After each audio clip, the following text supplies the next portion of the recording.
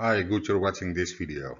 In this video I show you 20 theory questions, the answers and explanations from the CBR category Driving Safety.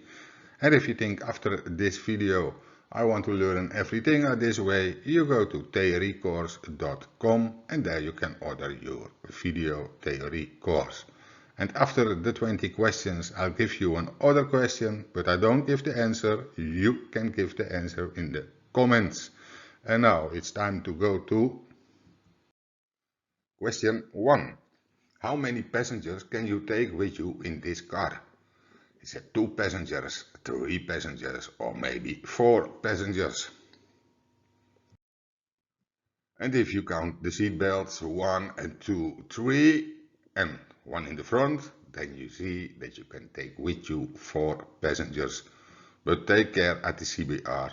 Sometimes they ask how many passengers can you take in the whole car, and sometimes they ask how many passengers can you bring with you on the back seat.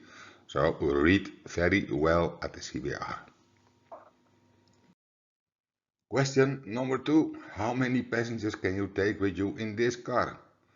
Is it 2, 3 or 4 passengers? And I see only 2 seat belts. So you can only bring with you 2 in the back seat and 1 in the front seat, so that makes 3 passengers. Question number 3. How many children over 1.35 meters can you transport in this back seat? And you have to answer it by pushing one of these buttons. And the right answer is 3 children of more than 1.35 meters. And even if the question is under 1.35 meters, you can transport 3 children as long as you use a child seat. Question number 4. This child is 1.30 meters tall and uses a 3-point seat belt. Is that allowed? Yes or no?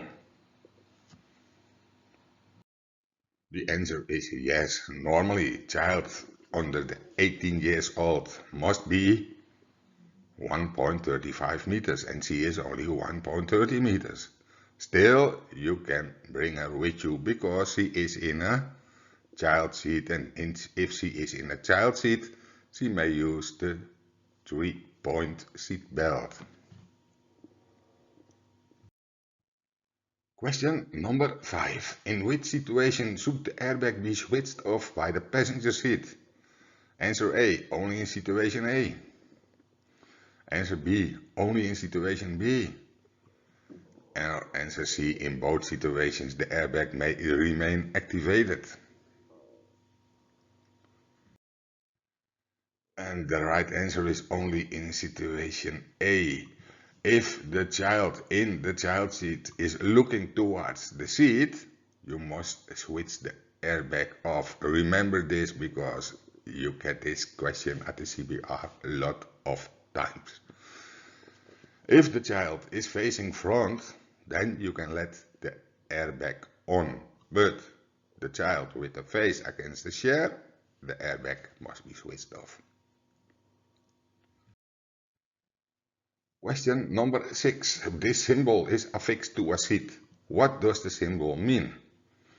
Answer A. The seat is equipped with an airbag. Or answer B. The airbag is deactivated. Right answer is answer A. This is a sticker. Maybe it's at the doorpost or somewhere else. And a sticker, you don't want to remove the sticker if you switch the airbag off and put the sticker back on if the airbag is deactivated. So the only logical answer is answer A. The seat is equipped with an airbag. Question 7. You want to transport a third child of 4 years old in the back seat, but you can no longer install a child seat there. Can you still transport the child? Yes or no? And the right answer is yes, because if at the back seat there are two child seats with childs in them, then you may transport a third child of less than 1.35 meters. Only this child must use the 3-point seat belt. Sounds a little bit strange, but if there are two child seats with children in it, you may bring a third child of 1.35 meters without child seat. Question 8. Where is the best place to fix the safety hammer? Answer A, left next to the driver's seat. Answer B, right next to the driver's seat. Or answer C, under the driver's seat. Right answer is answer B, right next to the driver's seat. Because if something happens to the driver, he's unconscious or whatever after an accident, and other passengers next to him or behind him wants to grab the safety hammer and it is left next to the driver, it's almost impossible to get the safety hammer. And under the driver's seat you will never do so. Question 9. You are the first to arrive at an accident. The victim may be in shock. Can you give her something to eat or drink? Answer A, yes, you can always. Answer B, no, you can never. Answer C, giving food is not allowed, but giving drinks is allowed. And the right answer is no, you can never, because if you give something to eat or drink, it's possible she throw up and worse. So at the CBR, you answer no, you can never give something to eat or drink. Question number 10. A road user has suffered serious burns. What are you going to do? Answer A, you leave the clothes on and cool the wounds with water. Or maybe answer B, you remove the clothing if possible and cool the wounds with water. It's again a strange answer, but at the CBR answer you must say you remove the clothing if possible, of as much as possible, and after that, because you can see the wounds better, then you cool the wounds with water. And I know 9 of the 10 people think you first start to cool wounds with water. I also learned that when I was a child. But a few years ago, the CBR changed the answer to you remove the clothes. Question 11. Where do most accidents involving motorcyclists take place? Answer A, at junctions. Answer B, on curvy roads. Or answer C, on motorways. And the right answer is at junctions, because where do we met? We met each other at junctions, and it is logical that at junctions the most accidents are.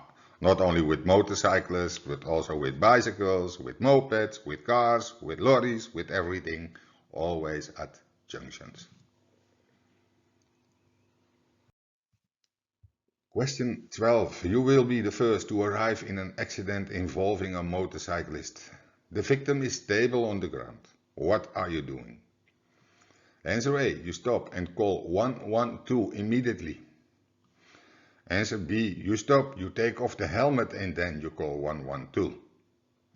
Or is it answer C? You stop, watch your own safety, call 112 and stay with the motorcyclist. Right answer is answer C. You stop, you watch your own safety, because your own safety is always in the first place.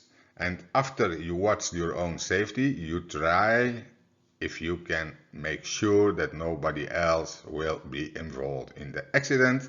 And after that, you call 112 and look how it is with the victim.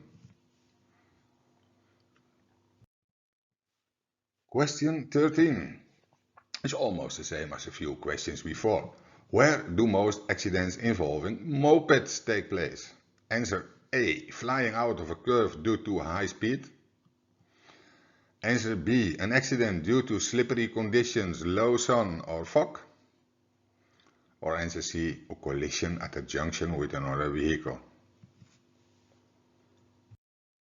Just as I told you a few minutes ago, you met at junctions, so also accidents involving mopeds taking place at junctions. And of course, sometimes they're flying out of a curve, sometimes they slip because there's snow on the road, or by fog or by low sun, but the right answer, a collision at a junction. Question 14. You have a flat tire. Are you making good use of the hard shoulder? Yes or no? And the right answer, of course, is no. First, the car must be closer to the guardrail. And second, never ever you're gonna sit here next to the oncoming traffic. It's not normal what he is doing. Not only it's not normal, it's very dangerous also.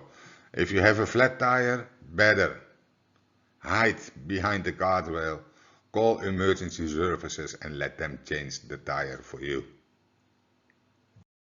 Question 15. Visibility is severely impaired during the day. Which lights can you use now? Answer A, city lights and taillights. Answer B, daytime running lights and taillights. Or answer C, fog lights at the front and rear lights. Some people find this a difficult question, but it's not so difficult at all. Because when you drive, you never use city lights. City lights you only use if you park outside the build-up area on the carriageway in the night.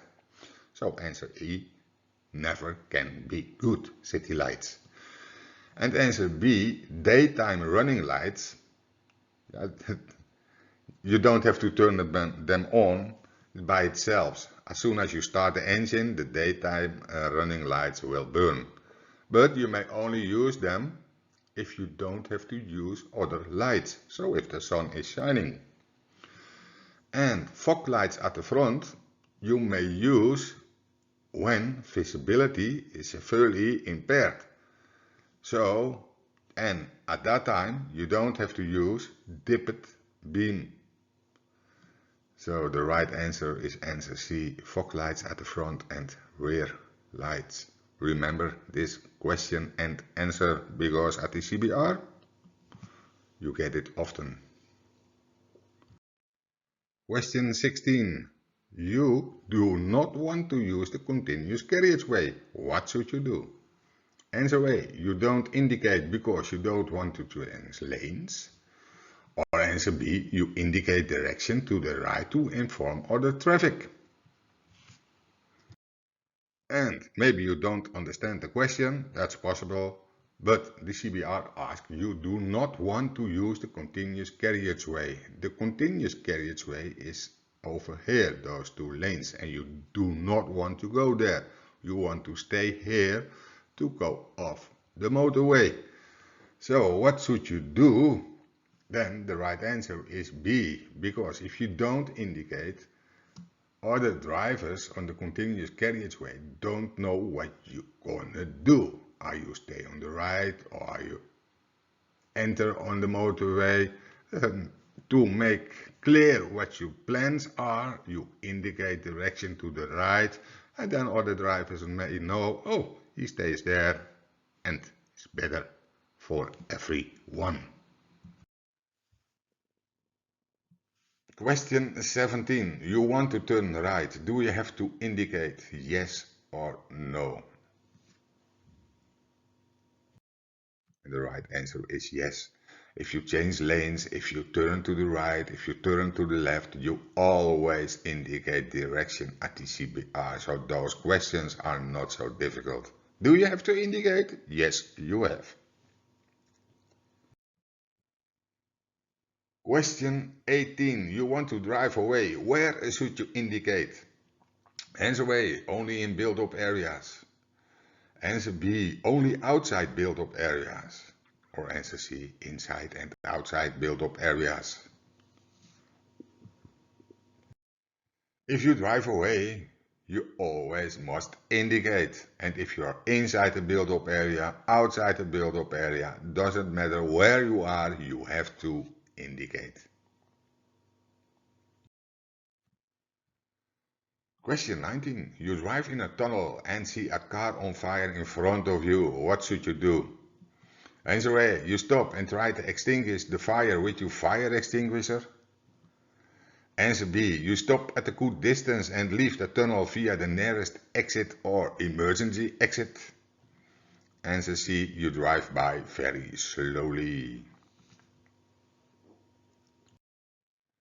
And the right answer, you stop at a good distance and leave the tunnel via the nearest exit or, of course, emergency exit. And you park your car close to the wall of the tunnel. So don't try to be a hero and extinguish the fire. That's not the right answer at the CBR. And also you don't drive by very slowly. And if you leave the car, let the keys in the car, because emergency services maybe wants to move your car and therefore they need the keys. Final question, question 20. After a collision, a driver has pain in his neck. In general, what is the best thing you should do? Answer A. Leave the driver in the car. Answer B. Take the driver out of the car and lay him down. Answer C. Sit next to the driver and support his neck. Right answer, answer A. Leave the driver in the car. As long as victims can talk and say they have pain, pain in the neck, pain in the head, pain in the back, pain in the whatever, leave them in the car. And those were the 20 questions for this video. And if you want to learn everything at this way, you go to theoriecourse.com and there you order your video theory course. And now I have an extra question for you, which you can answer in the comments. And the question is, at the roundabout you want to take the third exit, in other words, turn left. Do you now have to indicate the direction to the left? Yes or no? And if you know the answer or don't know the answer, you can answer me in the comments. Thank you. I hope I see you by another video. Gracias. Adios. Ciao.